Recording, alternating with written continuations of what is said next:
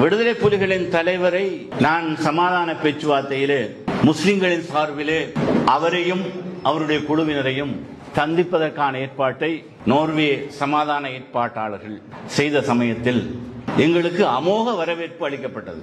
கிளிநொச்சியில் ஒரு சாமானியமான வரவேற்பு அல்ல, ஒரு நாட்டு தலைவரை வரவேற்கிற மாதிரி எங்களுக்கு வீதி எருங்கிலும் இருபுறத்திலும் புலிகளுடைய பெண் போராளிகள் அவருடைய மரியாதை நிமித்தமார்கள் எல்லாரும் சொல்லுகிற அந்த சல்யூட் இல்ல, இப்படி நெஞ்சில இப்படி வச்சுதான் அவங்களோட சல்யூட் அப்படி வச்சு ஒவ்வொரு 50 அடி தூரத்திலும் ஒருவராக நின்று எங்களுக்கு பெரிய ஒரு மரியாதை அளிக்கப்படும். கைலாக கொடுத்து விடுதலை புலிகளின் தலைவரை சந்தித்து பேச்சுவார்த்தை தொடங்கி கிட்டத்தட்ட 4.5 மணித்தியாலங்கள் நாங்கள் கதைத்திருப்போம். மிகப்பெரிய ஒரு யாரும் எதிர்பார்க்காத ஒரு விருந்து விசாரமும் நடந்தது. பேச்சுவார்த்தையின் நடுவிலே இன்னும் ஒரு முக்கியமான விஷயமும் நடந்தது.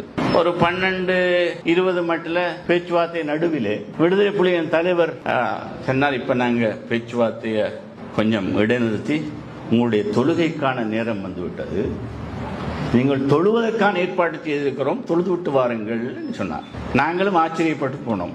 எங்களுக்கு தூர பயணம் என்ற காரணம் கசரு ஜம்மு செய்து கொள்ளலாம் என்ற நோக்கத்தில் இருந்த எங்களுக்கு வக்த நேரத்திலே தொழுவதற்கு விடுதலை புலிகளின் தலைவர் எங்களிடம் சொல்லுகிறாரே என்று நாங்களும் கொஞ்சம் பிரமித்து போனோம். தொழுகை முடிந்த பிற்பாடு எங்களுக்கு விமரிசையான ஒரு விருந்து விசாரம், அது எல்லா விதமான மாமிசங்களும் இருந்தது.